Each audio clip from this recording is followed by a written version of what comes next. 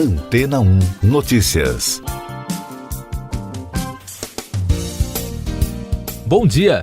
O Instituto de Química de São Carlos, da Universidade de São Paulo, apontou que o consumo excessivo de pipoca de micro-ondas que contenha em sua fórmula diacetil, composto responsável por dar o aroma e o gosto amanteigado, pode causar Alzheimer. Para chegar a essa conclusão, os pesquisadores avaliaram cérebros de ratos que ingeriram o composto após 90 dias de consumo. Os cientistas brasileiros relacionaram moléculas do composto à doença no cérebro dos animais, além de outras alterações que reforçam a tese de que a ingestão do diacetil pode gerar danos cerebrais. Em entrevista ao portal de notícias G1, o doutorando do Instituto, Lucas Ximenes, afirmou que a equipe confirmou que realmente existe a tendência do diacetil causar transtornos no cérebro. De acordo com o autor da pesquisa, depois de uma análise das 48 proteínas do órgão, 46 sofreram algum tipo de desregulação ou modificação em sua estrutura por conta do consumo prolongado do composto. A investigação revelou o aumento da concentração de proteínas beta-amiloides, que normalmente são encontradas em pacientes com Alzheimer. Em outro dado alarmante, várias alterações identificadas nos animais podem estar relacionadas ao surgimento de demência e câncer. A pesquisa também serve de alerta para os funcionários das empresas que produzem pipoca de micro-ondas, que lidam ou até inalam diariamente o composto.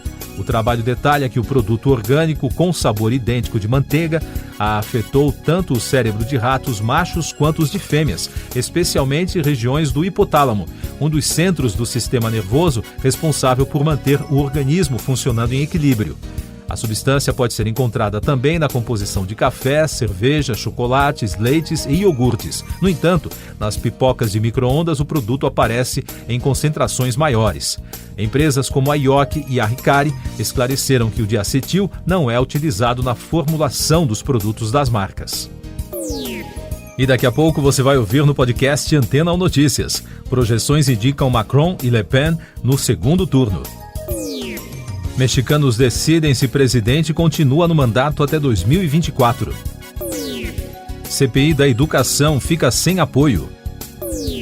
As projeções para o segundo turno nas eleições francesas apontam para a disputa entre o atual presidente centrista Emmanuel Macron, do Partido Em Marcha, e Marine Le Pen, do Partido Assembleia Nacional de extrema-direita. Se for confirmado, esse cenário será uma reedição do segundo turno da corrida presidencial francesa de 2017. Segundo as últimas pesquisas, ao contrário da edição anterior, quando Macron teve 66% e Le Pen obteve 34%, dessa vez a disputa será muito mais acirrada. De acordo com analistas, a diferença se deve ao fato de a tentativa da candidata francesa parecer menos radical para agradar uma base maior de eleitores. Depois de uma mudança na Constituição mexicana, os eleitores do país foram às urnas no domingo participar de uma consulta cidadã para decidir se Andrés Manuel López Obrador deve deixar ou não a presidência mais cedo.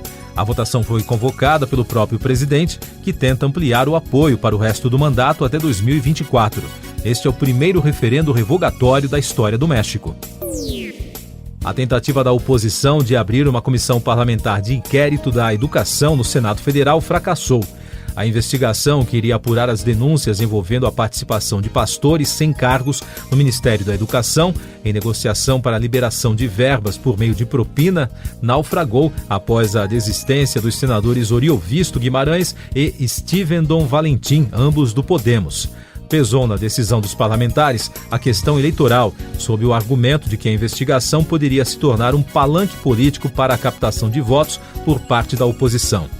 Para a CPI avançar, eram necessárias 27 assinaturas favoráveis. Essas e outras notícias você ouve aqui na Antena 1. Oferecimento Água Rocha Branca. Eu sou João Carlos Santana e você está ouvindo o podcast Antena 1 Notícias com informações da guerra no leste europeu. O governador ucraniano da região de Dnipropetrovsk, no leste do país, informou que o aeroporto da cidade de Dnipro voltou a ser bombardeado no domingo pela Rússia. O local já tinha sido alvo de um ataque em 15 de março. E o ex-assessor econômico de Vladimir Putin, Andrei Larionov, disse à rede BBC que um verdadeiro embargo à energia de origem russa por parte de países ocidentais poderia parar a guerra. Segundo o economista, a Rússia não levou a sério as ameaças de outros países de reduzir a compra de energia. Na China, o governo considerou infundadas as críticas dos Estados Unidos em relação à estratégia do país para conter o novo surto de Covid-19. A Operação Covid-0 levou as autoridades chinesas a decretarem um confinamento para 25 milhões de habitantes, que já reclamam da falta de alimentos. Com a medida, o governo americano liberou a saída de parte do pessoal do consulado em Xangai devido ao impacto das restrições. Os Estados Unidos qualificaram as medidas como arbitrárias. No Brasil, o país registrou no domingo 39 mortes pela doença em 24 horas, totalizando mais de 661.300 óbitos desde o início da crise. A média móvel nos últimos 7 dias é de 149, indicando tendência de baixa. Distrito Federal, Rio de Janeiro, Goiás, Roraima e Tocantins não divulgaram dados. Também foram registrados 6.711 novos casos, somando mais de 30 milhões e 100 mil. Com isso, a média móvel de infecções nos últimos 7 dias foi a 21.100, com tendência de queda. E os dados do consórcio de veículos de imprensa apontam que já passa de 162 milhões o número de brasileiros que completaram o esquema vacinal, o que representa 75,43%. Mais destaques nacionais: um mal-estar em um estudante provocou uma crise de ansiedade em cerca de 25 alunos em uma escola estadual na zona norte do Recife. O caso aconteceu na última sexta-feira e se tornou um assunto em destaque na imprensa local e nacional no fim de semana. De acordo com as agências de notícias, os jovens que estavam em período de provas apresentaram sudorese, pressão baixa e taquicardia. Ao todo, 8 ambulâncias foram acionadas para atender a ocorrência. Segundo especialistas, nesse tipo de crise, as pessoas têm medo de que acontecimentos ruins possam afetá-las e passam a sentir sintomas psicológicos e físicos. Em Brasília, o Corpo de Bombeiros resgatou no domingo cerca de 80 pessoas de um barco que encalhou no Lago Paranoá, onde ocorria uma festa. Os militares foram acionados por volta das 8 da noite, após começar a chover na capital. De acordo com os bombeiros, o barco encalhou a cerca de 15 metros da margem. Segundo relatos, o incidente ocorreu quando os passageiros correram para o mesmo lado da embarcação para se proteger da chuva. Ninguém se feriu. Literatura. O escritor britânico Jack Higgins, autor do best-seller A Águia Pousou, entre outras obras famosas, morreu aos 92 anos. Em nota, a editora HarperCollins informou que Higgins estava em casa na ilha de Jersey, no Canal da Mancha, com familiares no domingo. Os livros do romancista venderam mais de 250 milhões de cópias e foram traduzidos para dezenas de países. A carreira do escritor, como uma atividade paralela ao trabalho de professor de sociologia, teve início nos anos 1950, após ele servir nas Forças Armadas, antes de ingressar na London School of Economics. Último destaque do podcast Antena 1 Notícias, edição desta segunda-feira, 11 de abril. O presidente mexicano Andrés Manuel López Obrador venceu o referendo sobre sua permanência no poder até 2024. A consulta, a primeira desse tipo realizada no país, foi duramente criticada pela oposição, que pediu aos eleitores que a boicotassem.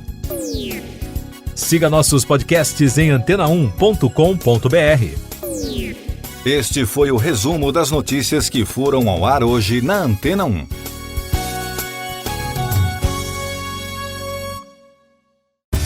Depois de tanto conteúdo legal, que tal se hidratar com água Rocha Branca?